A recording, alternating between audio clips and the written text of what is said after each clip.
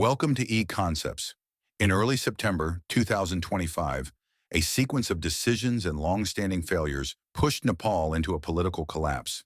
Protests led mostly by Gen Z escalated into nationwide unrest, ending with multiple deaths, thousands injured, and the collapse of the sitting government. This crisis didn't begin with a single policy. For years, Nepalese have been frustrated by endemic corruption, from shady land deals to inflated public contracts, and a political class seen as insulated from ordinary life. Economic pressures amplified the anger.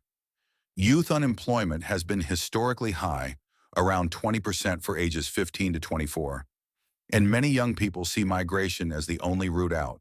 For ordinary citizens, inequality, nepotism, and failing institutions became unbearable. The final spark came when the government banned 26 popular social media platforms, from Facebook and YouTube to WhatsApp.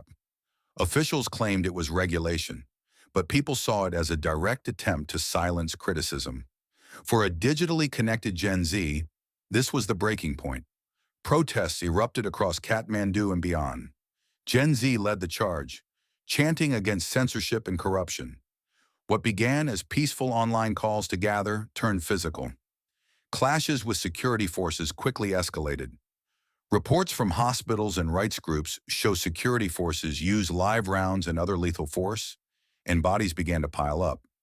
At least 19 people were killed in the clashes, with some reports putting the toll as high as 51. According to Reuters, hospitals treated hundreds of injured, exceeding 1,300 nationwide. The public fury targeted more than policies, it targeted people. Ministers and political families were evacuated by army helicopters as crowds gathered outside official residences.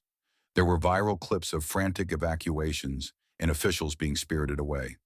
The prime minister resigned amid the chaos. Reports said he moved to secure military locations as protests swelled. Beyond the social media standoff, a stack of scandals fed the anger. Corrupt land deals, procurement scandals, and allegations that political elites shielded their children and cronies from accountability. These concrete scandals created a perception that state institutions served elites, not citizens, a lethal legitimacy deficit for any government. Under intense pressure, Prime Minister K.P. Sharma Ali resigned. Parliament was dissolved, and after consultations involving military and protest representatives, former Chief Justice Sushila Karki was appointed interim prime minister, Nepal's first woman in the post. Elections were scheduled for the 5th of March 2026 as the immediate road back to civilian rule. Nepal's downfall was not a single misstep. It was the boiling over of decades of grievances, corruption, economic stagnation, and a sense that the system favored the few. Removing a government won't fix deep structural problems overnight. The coming months, from interim rule to March elections, will test whether Nepal can translate protest energy into durable reform.